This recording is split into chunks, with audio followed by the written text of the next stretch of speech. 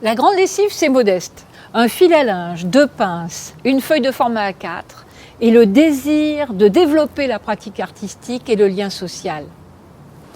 Pourquoi ne pas faire la grande lessive? Il y a toujours des raisons de se dire que, après tout, c'est bien modeste. Après tout, ça n'est qu'un fil à linge, des pinces à linge, un petit format A4 sur lequel on ne peut pas faire grand-chose parce que c'est un petit morceau de papier bien ordinaire et que l'on a d'autres ambitions. On aimerait que ce soit une vraie pratique artistique, on aimerait que ce soit quelque chose qui ait de la gueule, une allure, une personnalité qui transparaisse tout de suite. Et là, on est un peu perdu dans la masse. Il y a plein de personnes qui le font en même temps, des petits, des grands, des plus âgés, des plus jeunes. Et est-ce qu'on est bien sûr qu'on a sa place là-dedans ? La grande lessive, évidemment, c'est 2 fois par an. On se dit, mais je la ferai la prochaine fois. Ou je la ferai bien, mais pas ici, pas là. Or, l'idée, c'est que la grande lessive, ça s'improvise. La grande lessive, on se lance pour la faire. Comme autrefois, on se lançait pour faire une lessive avec les gens du village, pour échanger et pour se dire que, ma foi, on allait s'apercevoir peut-être qu'on avait les mêmes chaussettes, les mêmes draps. On n'avait pas toujours des robes de mariée et des habits du dimanche. Parfois, c'était des vieux caleçons qui séchaient et on s'apercevait que cette humanité nous traversait tous. Alors la grande lessive, c'est quoi? C'est ni une fête, mais il y a quand même de la fête dedans. Ça n'est pas non plus une exposition, mais il y a quand même une démarche qui permet de dire que on va se demander ce que l'on montre pas, comment on le fait.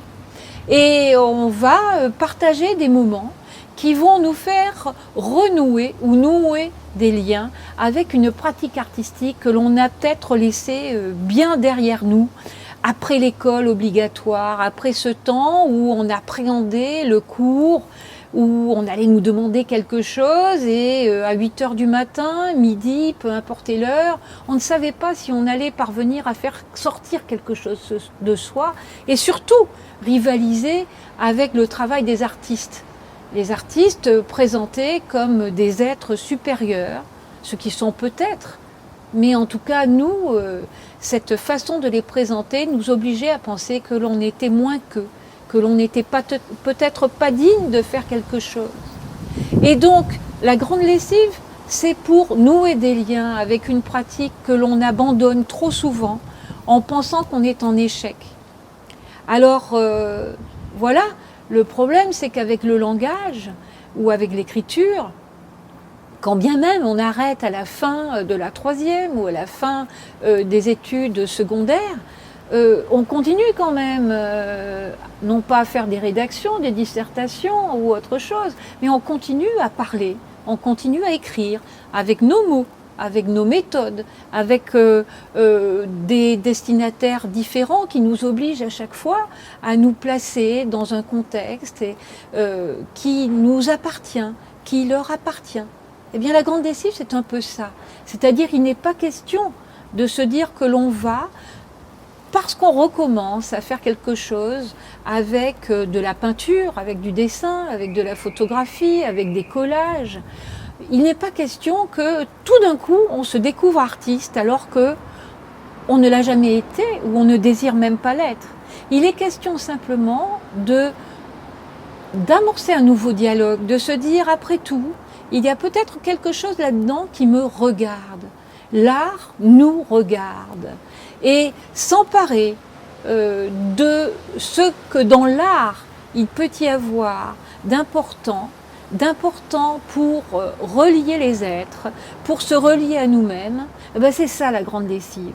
Les enseignants qui enseignent quelque chose de l'art à l'école ou en dehors de l'école ont un rôle important à jouer dans ce dispositif qui est un dispositif bien modeste, mais qui est fait comme ça pour que l'on essaie de se lancer pour une fois, que l'on essaie de prendre pied sur un territoire qui est un territoire qui ne vaut que s'il est partagé.